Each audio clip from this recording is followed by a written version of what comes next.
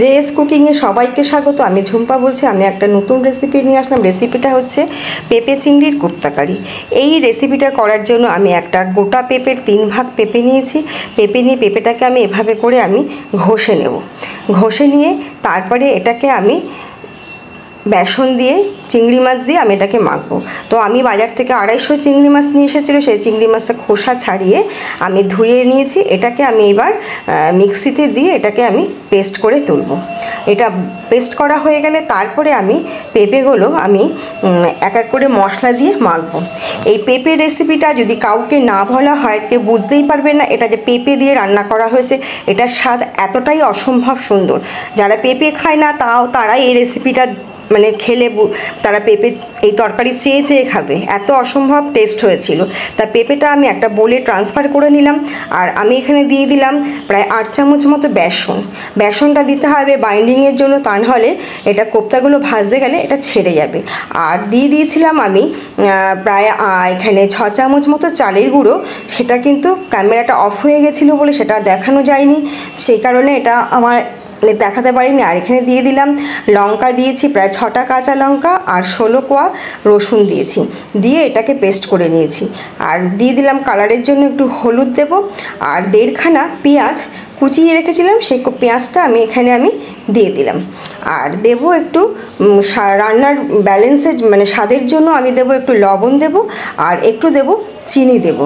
দিয়ে এই পেঁপেটাকে ভালো করে মেখে এটা আমি বেশ কিছুক্ষণ রেখে দেবো। আর চিংড়ি মাছ বাটাটাও দেবো। দিয়ে এটাকে আমি সুন্দর করে বেটে মানে মেখে এটাকে আমি রেখে দেবো। এটা রেখে দিতে হবে মিনিমাম 10 থেকে 15 মিনিট রাখলে ভালো হয়, তাহলে পেঁপেটা সুন্দরভাবে মজে যাবে। তারপরে এটাকে আমি এক এক করে কোপ্তাগুলোকে আমি ভেজে আমি তুলে নেব। তা আমি চিংড়ি মাছটাকে আমি এখানে দিয়ে দিলাম। দিয়ে এবার এটাকে আমি মাখবো। আচ্ছা, আমার এটা মাখা আমার হয়ে গেছে। এরপরে আমি এটাকে কড়াইতে তেলটা বসিয়ে আমি এটাকে গরম করে একটা একটা করে আমি কোপ্তা আমি ভেজে তুলে নেব। এই কোপ্তাগুলো ভাজতে প্রায় 4 বার করে আমি ভেজেছি। অনেকগুলোই কোপ্তা হয়েছে, কিন্তু কোপ্তাটা এত টেস্টি হয়েছে যে কি বলবো, মানে ভাজতে ভাজতে আমাদের অর্ধেক খাওয়া হয়ে গেছিলো। আমার তেল দিয়ে দিলাম, তেলটা গরম হয়ে গেছে। আমি একটা একটা করে কোপ্তাও আমি এখানে দিয়ে দিলাম। দিয়ে এগুলোকে আমি ভাজা শুরু করলাম। আচ্ছা, কোপ্তাগুলো আমি দিয়ে দিচ্ছি, এগুলো ভাজা হচ্ছে।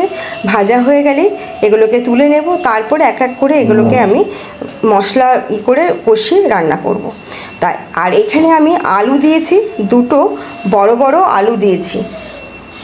আলুটাকে কেটে নিয়েছি, 2টো আলু দিয়ে এটাকে আমি ভেজে নিয়েছি। আচ্ছা, আলুটাকে আমি 2টো আলু দিয়েছি, বড় সাইজের আলু দিয়ে এটাকে আমি ভেজে আমি তুলে নেব। কোপ্তাগুলো ভাজা হচ্ছে, ভাজা হয়ে গেলে এবার আমি তুলে নেব। তুলে নিয়ে আমি এবার আলুগুলো ভাজবো। তা দর্শক বন্ধুর কাছে সবাইকেই বলবো যে রেসিপিটা প্রথম থেকে শেষ পর্যন্ত দেখবেন কতটা সুন্দর হয়েছে খেতে। স্কিপ করবেন না, দেখলে বুঝতে পারবেন যে মানে কতটা মানে রান্না করলে বুঝতে পারবেন যে কতটা এটা টেস্টফুল একটা রেসিপি। যে পেঁপে খায় না সেও কিন্তু এটা খাবে। তা আমার বড়াগুলো ভাজা হয়ে গেছে। আমি কড়াই পরিষ্কার করে আবার একটু আমি তেল দিয়ে দিলাম। তেল দিয়ে এইবার আমি আলুগুলোকে আমি ভেজে আমি তুলে নেব।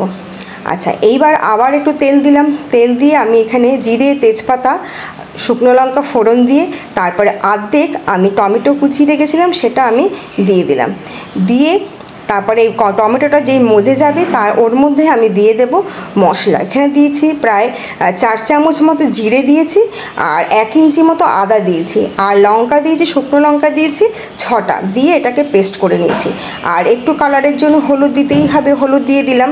দিয়ে আর একটু লবণ দিতে হবে, রান্নার স্বাদের জন্য লবণ দিতে হবে। দিয়ে এটাকে মশলাটাকে আমি ভালো করে কষাবো। কষিয়ে তারপরে স্বাদের ব্যালেন্সের জন্য একটু চিনি দিয়ে দেবো। চিনি মশলাটা আমি ভালো করে কষাবো। দর্শক বন্ধুরা, আপনারা প্রত্যেকে রেসিপিটা দেখবেন, ভালো লাগলে অবশ্যই আপনারা আমাকে কমেন্ট করবেন, পাশে থাকা বেল আইকনটা প্রেস করবেন, সাবস্ক্রাইব করবেন এবং শেয়ার করবেন। আপনাদের এক একটা কমেন্ট আমাকে অনেকটা উৎসাহিত করবে নেক্সট রান্নাটা করার জন্য। তো আমার মশলাটা কষানো হয়ে গেছে। গেছে। এইবার আমি এটাকে জল দিয়ে দেবো, জল দিয়ে এটাকে ফুটিয়ে নিলেই কিন্তু আমার রেডি। তো এইবার আলু কিন্তু ভাজা আর কষাতেই কিন্তু আমার অর্ধেক এখানেই সিদ্ধ হয়ে যাবে। তাই যেহেতু আমি রান্নায় গরম জল ব্যবহার করি, সেহেতু কিন্তু আমার কিন্তু খুব একটা আলু সিদ্ধ হতে সময় লাগবে না। এবার আমি দিয়ে দিলাম গরম জল। আমি সবসময় রান্নায় গরম জল দিই, যাতে রান্নার স্বাদটা একটু ভালো হয়, তার জন্য টেস্টটা একটু খুবই ভালো হয়। আমি গরম জল দিয়ে দিলাম, দিয়ে আমার এই ঝোলটা ফুটে যাবে, আলু তো প্রায় সিদ্ধ হয়েই গেছে। এরপরে আমি এখানে দিয়ে দেব কোপ্তাগুলো কিন্তু দিয়ে বেশিক্ষণ কিন্তু ফোটানো যাবে না, ঠিক নামানোর একটুখানি আগেই কিন্তু আমি কোপ্তাগুলো দেব। দিয়ে তারপরে আমি একটু ঘি দিয়ে দেবো, আর তারপরে দিয়ে দেবো আমি গরম মশলা।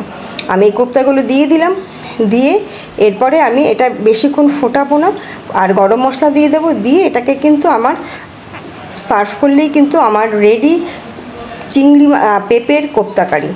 এটা অসম্ভব সুন্দর স্বাদের একটা রেসিপি।